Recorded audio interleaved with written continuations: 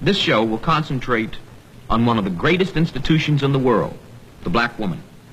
In order to get the real feelings and perspective of our sister, we went to her. A group was brought together with as many differences as likenesses, but held together by the common thread of the black experience. Another institution was added, Sister Lena Horne, who can from first experience speak about survival if you are born a woman and black in this society. Our woman has borne us, nurtured us, and saved our race, and in the process, she often got the worst of it. As a unique institution, the black woman remains.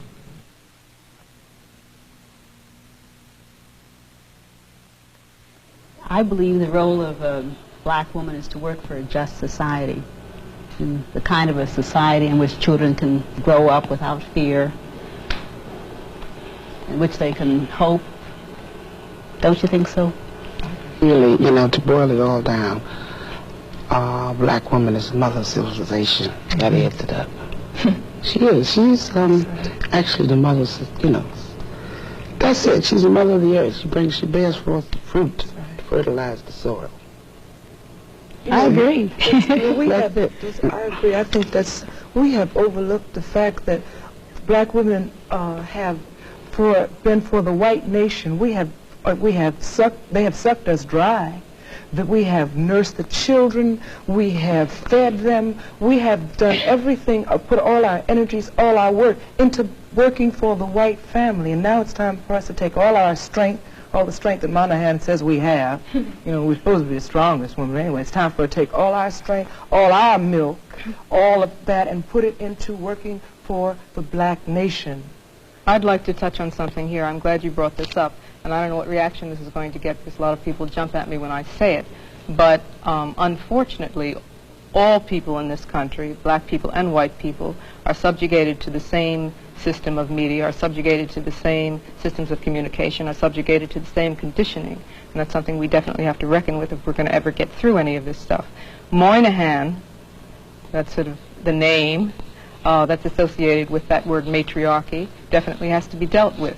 I'd like to deal with him face to face. Right. I think that unfortunately, a lot of us, black men and black women, believe in the myth of that matriarchy. And I think that belief engenders a lot of negative things. Number one, it says that matriarchy is inferior to patriarchy, which is a whole thing right there. You see that patriarchy is a sort of natural or divine order of things, which is not so. Two, that black men have believed and internalized the myth of white womanhood in this country and Anglo-Saxon impositions, so that they place us in relation to where white women are. There's two things a woman, I believe, being a black woman and a very proud black woman, can do for a man, make him or break him. And then you take into consideration how the black man has been berated by the white man.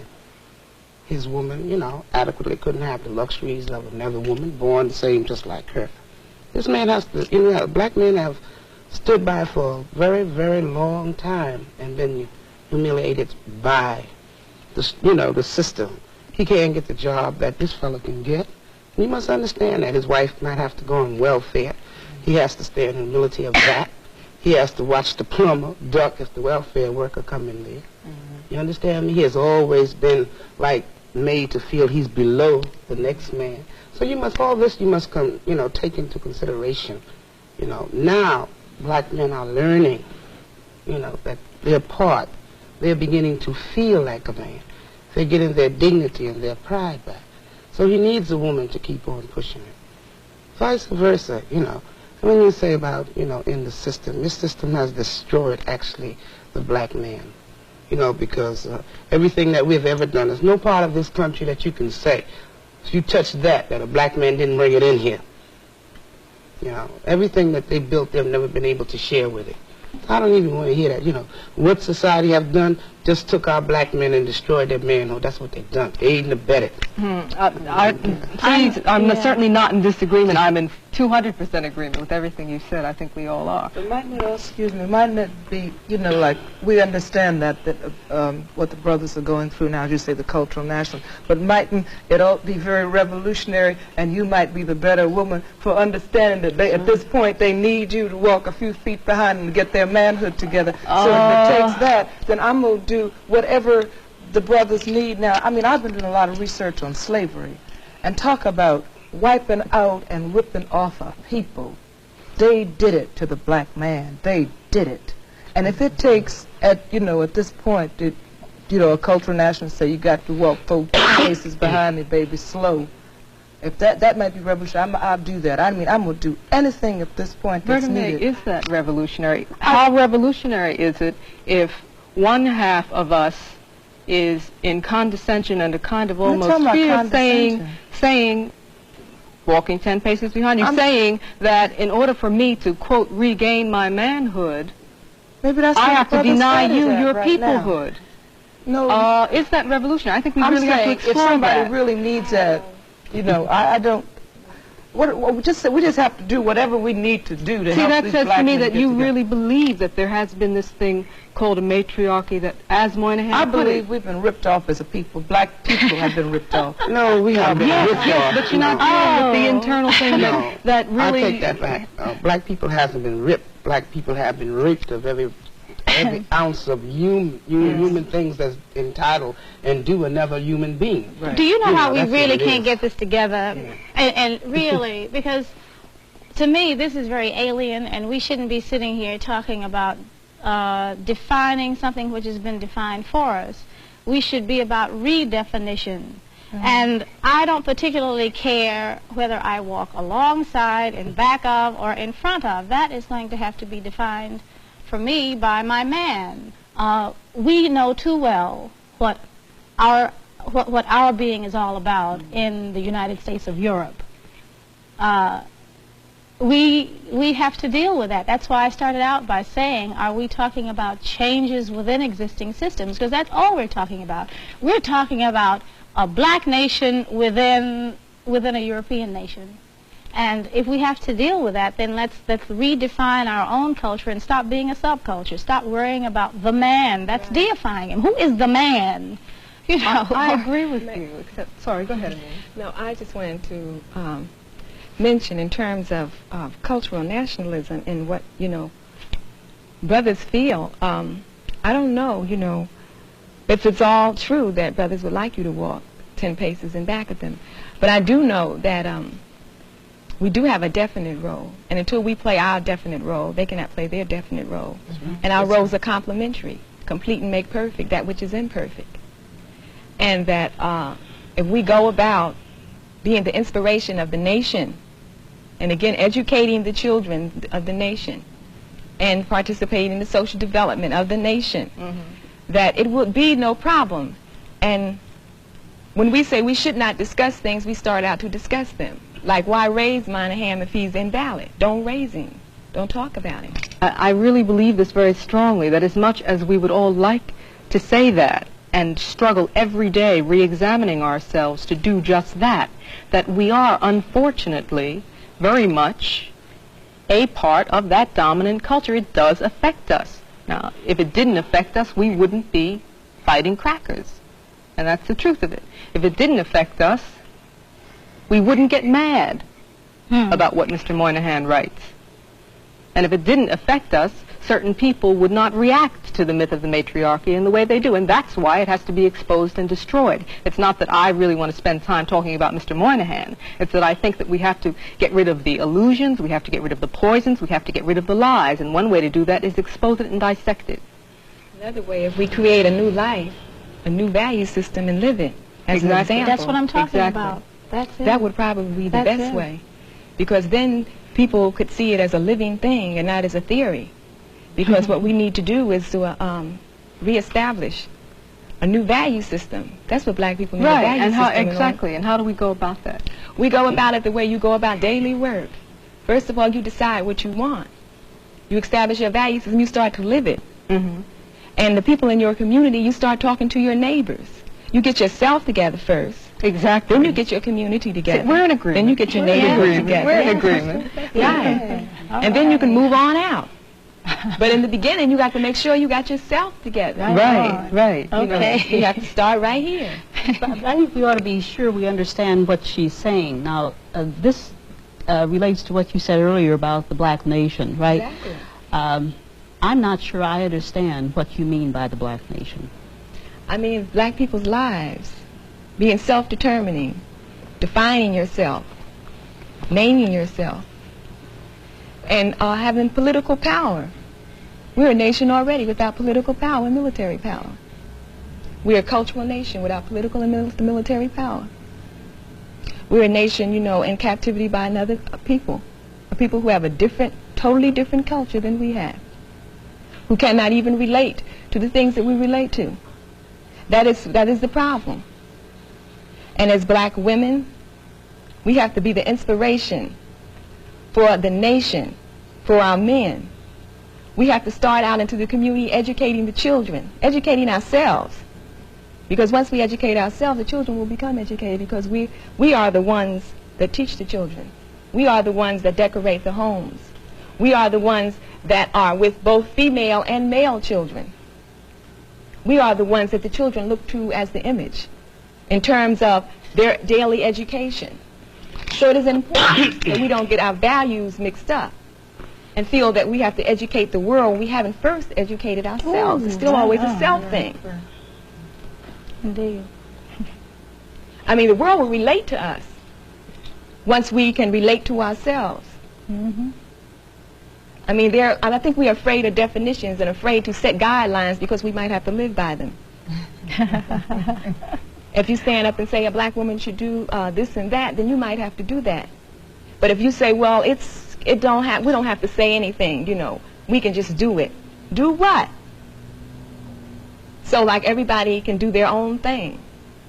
But every society needs a value system. Every society has a criteria in which they live by. And we live need by one. everybody else's part. Exactly. Right. We should have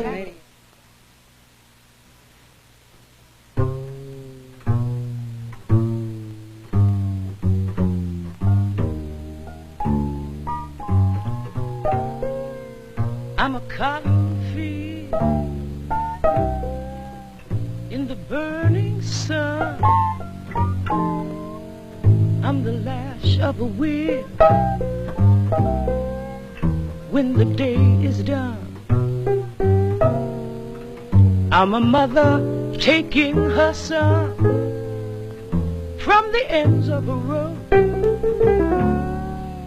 What he's done, God don't know. I'm the pain my mama felt while she was breaking that corn, 'cause the boss man made her work till the hour I was born. These are the hands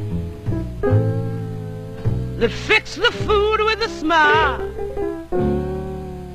for in my mama's lap she rocked the boss's child.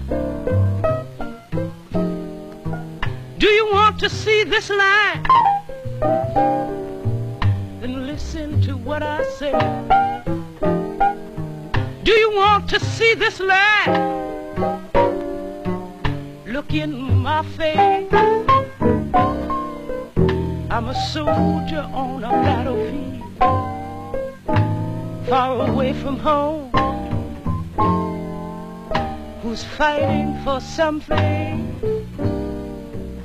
he's never known. A ghost from my past guides me from day to day, and to know I'm going right keeps me on my way. Do you want to see this light? Listen to what I say. Do you want to see this light? Then look in my face. Hey.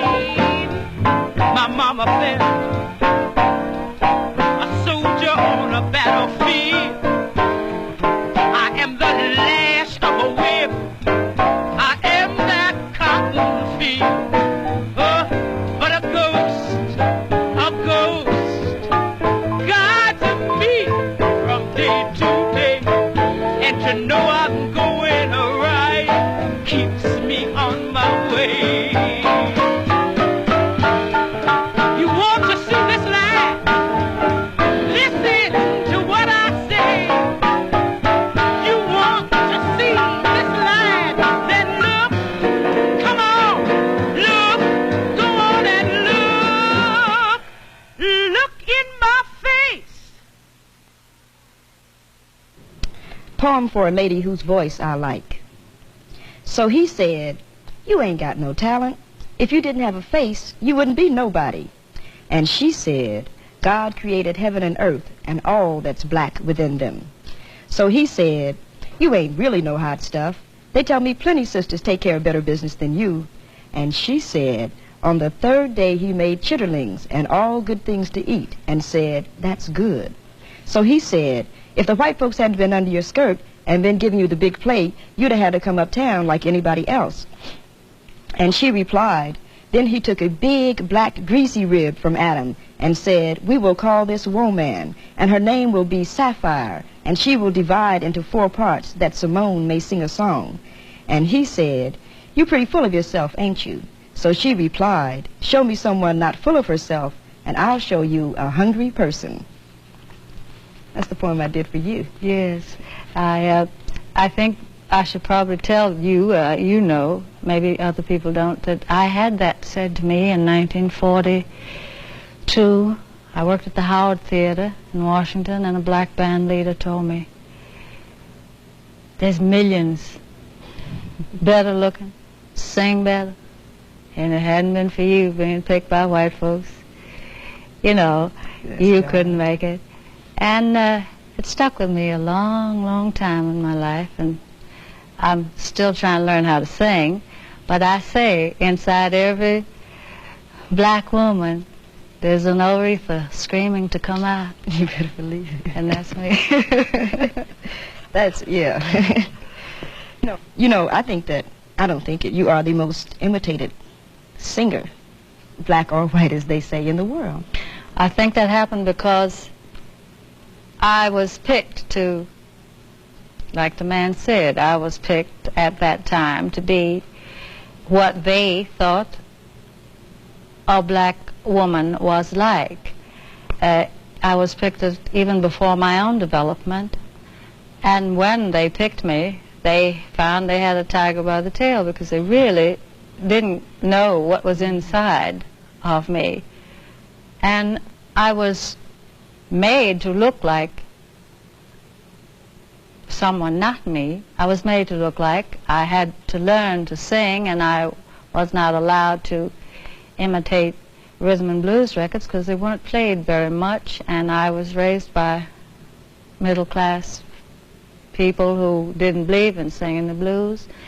And I was made to look like Hedy Lamarr and so forth and so on. That's way before your time. Oh, nobody remembers Hedy Lamarr. Nobody remembers that. But I think then the girls who began to have the opportunity at that time, because they had finally opened the way for one, they began to put them into the same image too. And so we had a whole decade or so of girls who thought it expedient to imitate me because I was making it, you see. They say you've been trying to change your image. I don't know what that means. Well, I think what it means probably is that since Greensboro,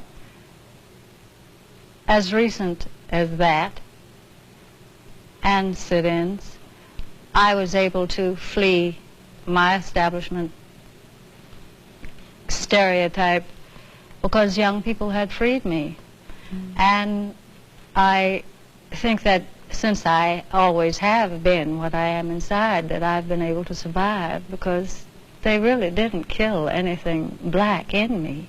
I was, because I remember you were out in, I think, Las Vegas, and you beat that guy bloody with your shoe. Yeah, well, I drew a little blood. It was in Los Angeles. It was in Los Angeles. That probably was the first time I felt less lonely. By the isolation that was imposed upon me by very nature of its definitive isolation from my own people, from white people, this middle thing that I was in, had kept me very much alone spiritually too. And I got insulted. I had frequently done so, but I hadn't done it at a place where there were a couple of reporters around. And the guy made me mad, and I struck him violently, because I am violent in a way. You're trying to say violence purges the soul?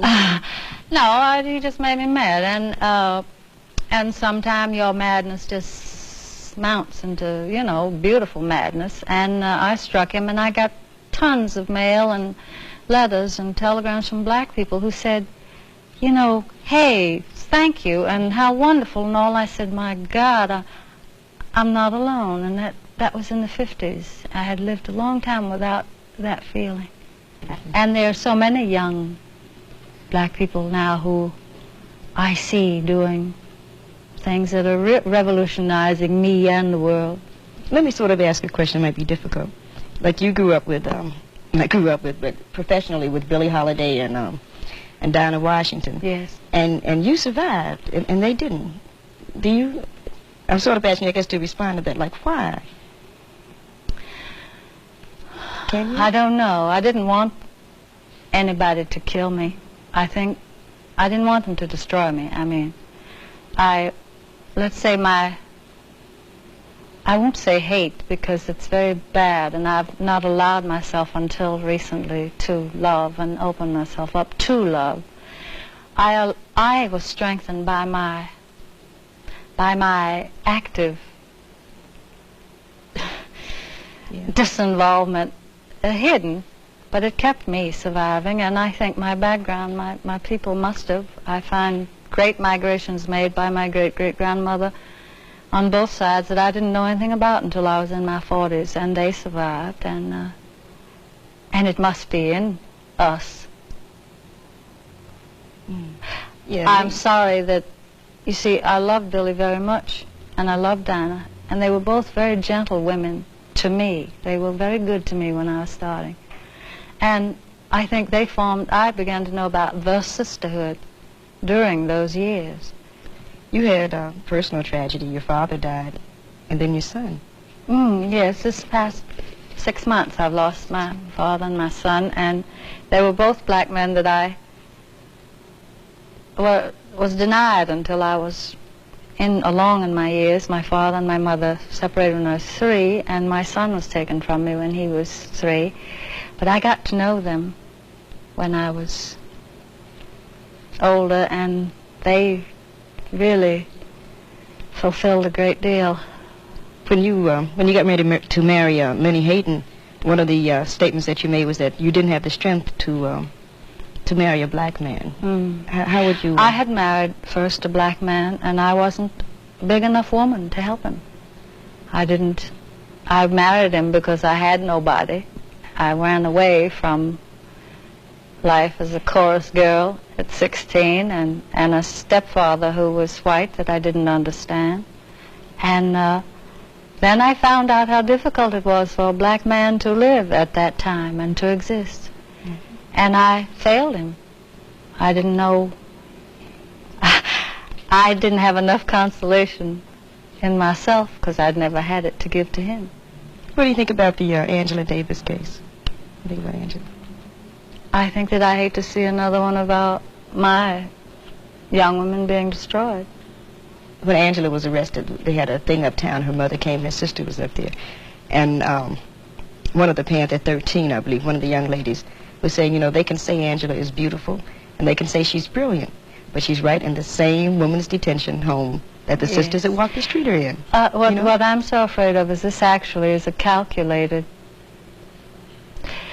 genocidal move in many instances, because the threat of this kind of strength that these young people have, which may not always be comparable to the kind that our ancestors had, is so positive and so fearless that it frightens people.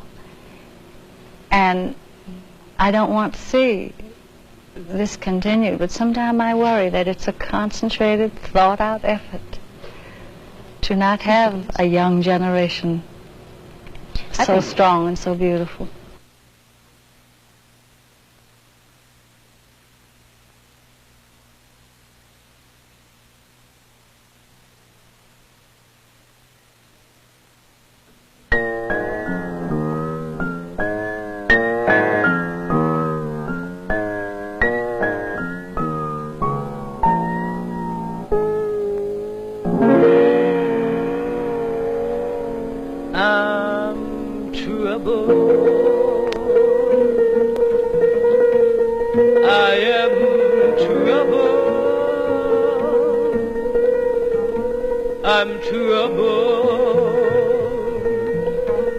Trouble if someone don't help me, I surely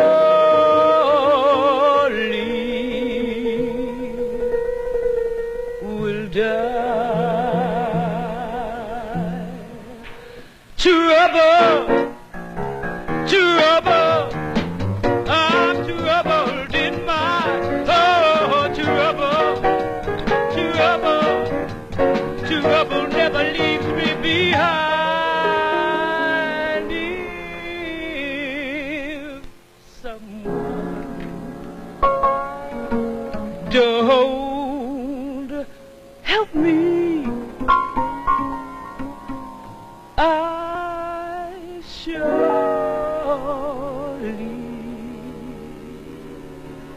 will die. I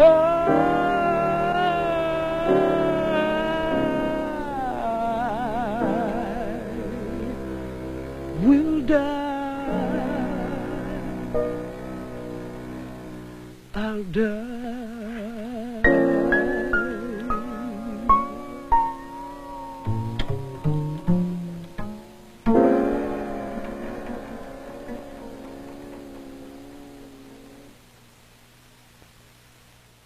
I don't think, maybe all the sisters don't know what K building is. Well, K building is the building up in Harlem Hospital that was taken over by community people. I, for one.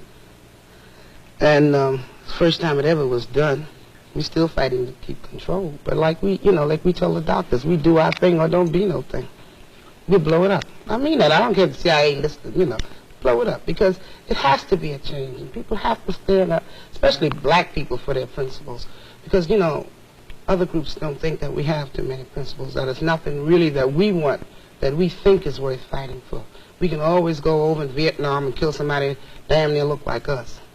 But we never, have banned our resources and our dreams to actually get something constructive. We're always fighting somebody else's wars, fighting for somebody else's ideals. We never really want to fight for ourselves. That's why, as the sister was saying, the K building meant so much. This was something for our people, something we believed in to the extent that we would have died right there. And for me, myself, it's the first time I ever had anything that meant that much to me. Those were drug addicts who wanted. Well, we opened it mostly because we took it. We had, just like you said, we went here, we went there, asking everybody, could we get facilities for adolescents? And every day you always heard, I'll call you, don't call me. So then one rainy evening we decided to go up there and take 2 floors that were badly needed in a community of 150,000 addicts. Because as the sisters here say, you get tired of watching your people die. So we took it. But we had a principle. This is what I'm saying. The principle is still there, and every day we don't relax. We keep right on so we can get it perfect. At least we're able, like she said, to save the children. And this is what we have to do. You have to save the children in order to save the race. I want to say something that some of you may disagree with, and that is, I don't think you can just work for black children. I think that the minute you start working on the problems of the black child, you find that you have to be concerned about all children, don't you? I mean, if you're working on drugs... Well, don't ask me that. I will never refuse any human being to come in there, but I'm concerned about mine, because you can't go, up in the Bronx when you haven't even cleaned up. I can't clean up. If I can't clean up my house, in other words, how the hell am I going to clean up yours? I got to clean up mine first, just like this sister said. Then clean up yours. Because, like, drugs with us has been in our community for 25 or 30 years. Nobody really ever cared. We have kids up there 13 years old, been on drugs 2.5 years. And the Board of Education haven't even missed my school. Like we say, they freed us 300 and some years ago, turned around 50 years later and gave us dope. So I don't really go for all of that about going across the river and doing something. I think we should stay on this side, try to do what we have to do for each other. I don't think that we can work just on our own problems unless we are concerned about the total society. And as a matter of fact, unless we go across the river too, and we're concerned about a lot of things happening in the world. This is a very small planet. And we feel the impact of these forces. I don't think that we can concentrate just on what you call the black nation, so long as we exist in America, which is a sick society. Don't you think we have to work on that? No, I don't. You know, I really... I just wanted to define this as a difference of I opinion appreciate among- everything you're saying, but quite often when people do not understand, they cannot relate. And I don't really think you understand what's going on in black communities. I think you're very comfortable. I mean, please... Go ahead. I think you're very comfortable sitting in your office and trying to be very community-oriented from your desk and in your plush, air-conditioned place.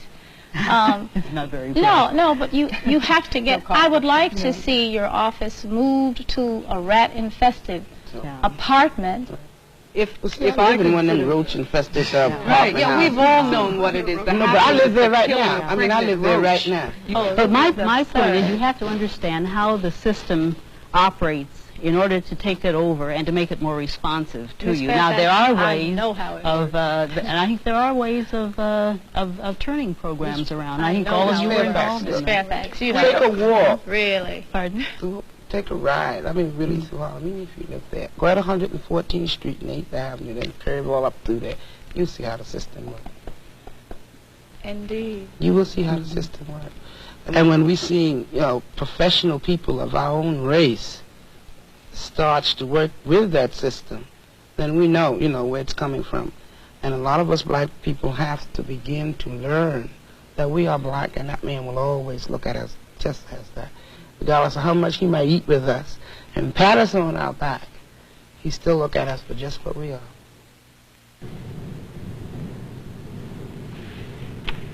This little light of mine, this little light of mine, I'm gonna let it shine. I'm gonna let it shine so bright, let it shine.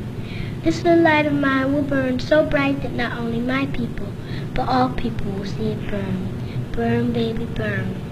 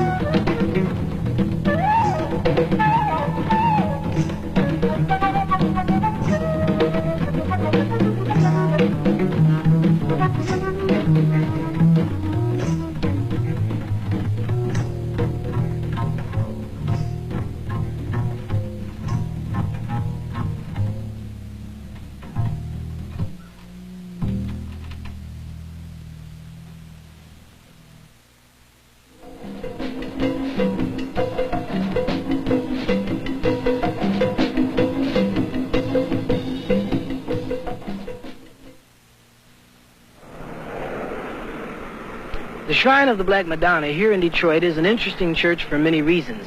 First of all, it has a Black Madonna. Secondly, it celebrates a black theology. And third, it celebrates holidays in an interesting way, a black way, as it should be. Case in point, Women's Day, October 25th.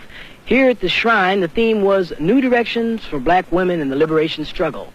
Traditionally in black churches, there's a Women's Day, which has no relevance to anything that's important to black people. It's just a fundraising activity by black churches where women go out and try to raise as much money as they can. We are concerned with making the Women's Day a festival which symbolizes, points out, highlights the importance of black women to the church and to the total liberation struggle. What time is it? Then let the black nation rise. Then let the black nation rise. What I'm going to say will be in two parts. The first part will be talking about black women in the struggle, and it's called Queens of the Universe, because black women be queens. If they could just see their beauty, you see. We black women have been called many things: foxes, matriarchs, sapphires, sisters, and recently queens. I would say that black women have been a combination of all them words, because if we examine our past history at one time or another, we've had to be like them words be saying. But today, there are some words we can discard. There be some we must discard for our own survival, for our own sanity, for the contributions we must make to our emerging black nation, and we must move to as the only queens of this universe to sustain, keep our sanity in this insane, messed up, die-conscious, pill-taking, masochistic, misan-orientated society gets to be dealt with. 'Cause that's us. You all hear me? Us. Black women, the only queens of this universe. Even though we be stepping unqueenly sometimes, like it ain't easy being a queen in this unrighteous world full of Miss Anns and Mr. Anns, but we steady trying. Women have been traditionally, historically, tremendously important to any oppressed people in the sense of making it possible for an oppressed people to survive, making it possible for them to pass on some of the traditions and culture of a people when the existence of a man was seriously threatened from day to day and from week to week and month to month. And so really for that reason we call the church the Shrine of the Black Madonna to symbolize not only the religious significance of Mary as the mother of Jesus, but the significance of all black women and the generations of struggle and sacrifice that black women have made in making it possible for black people to survive and come to this day. It's also important that we realize that in this day the role of black women has changed because we're much more clear about what the liberation struggle is all about, and black women have the task now of creating young black people, black children and black adults who can participate in a liberation struggle that seeks for independence and for freedom and for community control and the things which are important to people who are seriously engaged in liberation.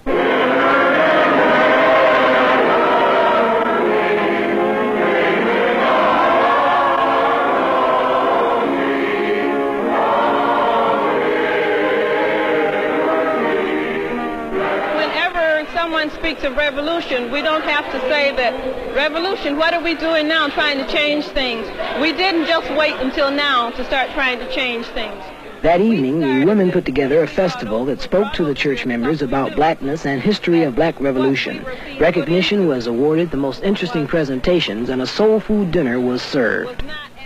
A black celebration for a Women's Day and a black church, the Shrine of the Black Madonna. This is George Martin in Detroit for Black Journal.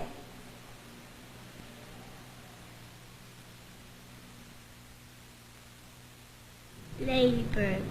Ladybird, ladybird, fly away home. Your house is on fire and raps on the phone. Can I ask you one question? You don't have to answer it. Recently, a white show asked you to give them 90 minutes. Why did you turn that down? I turned it down because in the first place I'd rather do it on my own show if I had one, if we had one. And I didn't feel like giving my life to someone that I don't feel very close to. I want to ask you a question. But what's the sisterhood? What do you Well, I wouldn't be so crude as to call it a black mafia, but I would say, no, I would say anybody that has a feeling of clan and not KK, but relativeness and familyness is what my sisterhood means. Yeah, well, what, I'm afraid that because I didn't have one of my own, I've latched onto the one I'm entitled to. You never had a sister? Well, I didn't have sisters or brothers or my mom and papa, you know, and so I have you all. Where do you think you're going? You know? Well, I'm still a little numb at the moment from the past 6 months, but I feel adventuresome. I don't think I'm just going to sit down.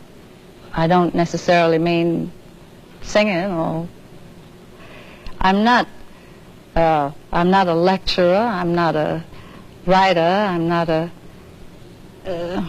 just, I guess I'm a performer, but I feel creative. I feel I need to be around people. I like it now. And I don't know what I'm going to do, but I'm not going to stop. There are many, many things that we can do if we look at ourselves seriously as a nation and not get preoccupied with the goings-on of someone else and get preoccupied with what we're doing.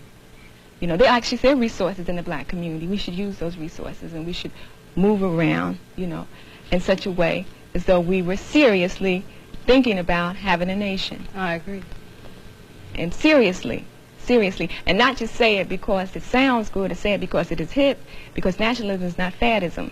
And I think that a lot of people are identifying with different things because it is hip to identify with certain things, but it is hipper to understand that we are slaves and we got to be free. And it's even hipper to work at our, you know, our freedom, national liberation for black people. Well, what about the sisters who don't agree with you? Then who has to deal with them? Well, it's not about agreeing with me. It's about doing.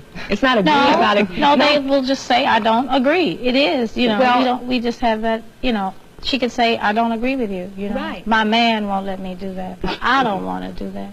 And what will happen to these people? I'm not going to preoccupy myself in terms of what will happen to them because I know that more people are preoccupied with freedom. No one wants to be a slave. But are we talking about a black nation? I'm talking about black people who haven't quite gotten the mind thing together. So we have to preoccupy our minds. I think that because all black people don't say they're nationalists, and because all black people don't, you know, wear braids or naturals and traditional clothes, don't mean they're not nationalists now. Now, they're nationalists, but they just don't use the word. Because no one wants to be a slave. And there's no black person on this planet who will disagree with freedom. So, like, I don't know whether, you know, we can consider that or not.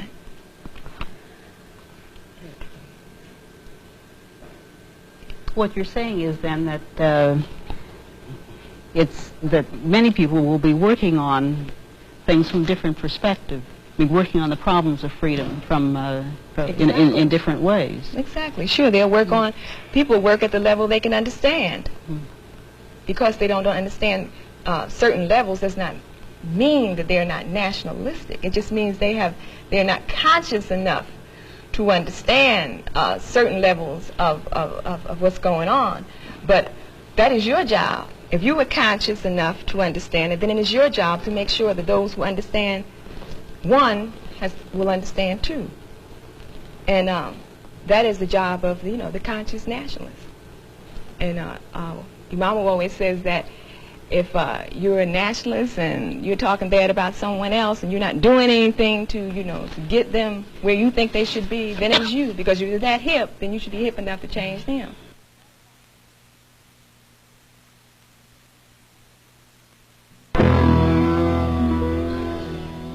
Painters, why do you always paint white virgins? Don't you know there are beautiful black angels in heaven also? Painters, paint beautiful black angels.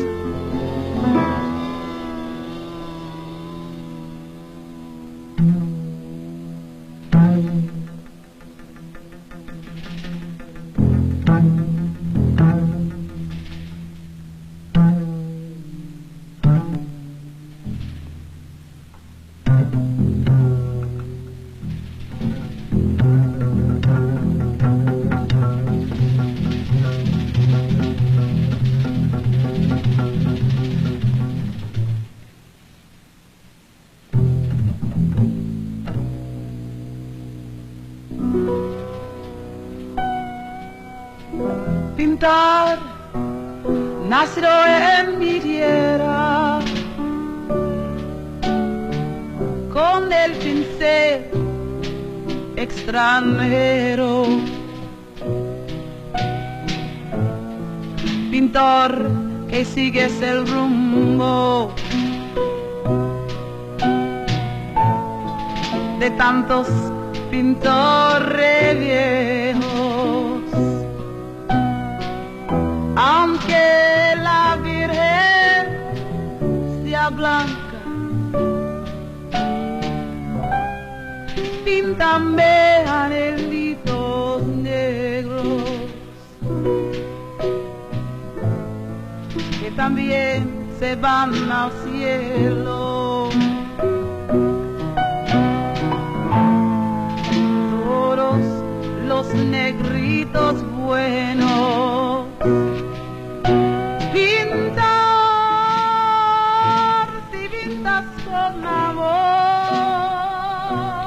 I used to wonder who I'd be.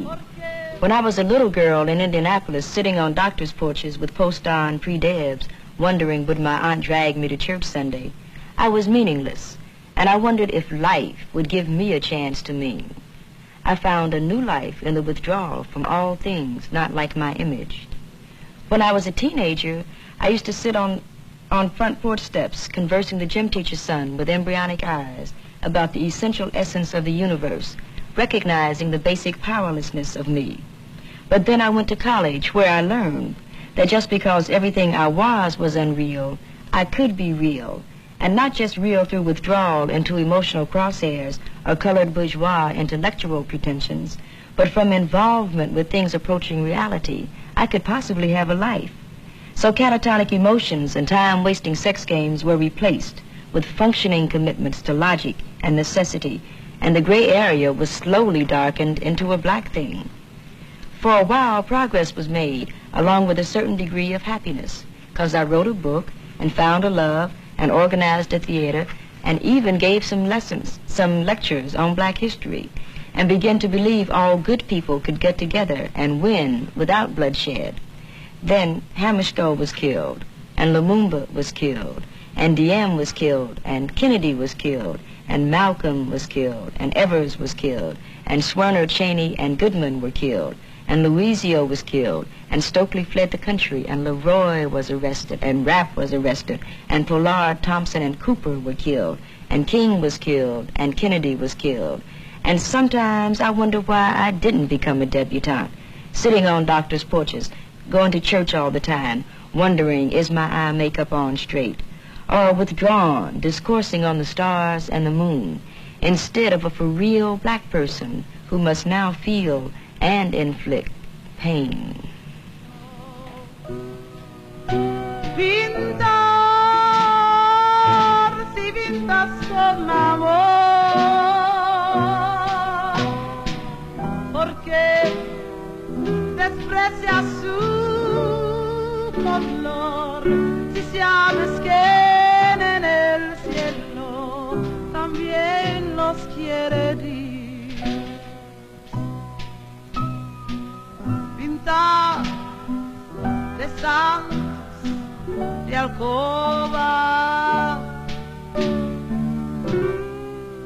si tienes alma en el cuerpo,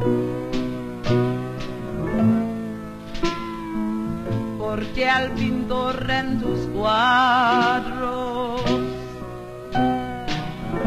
Te olvidaste de los negros. Siempre que pintas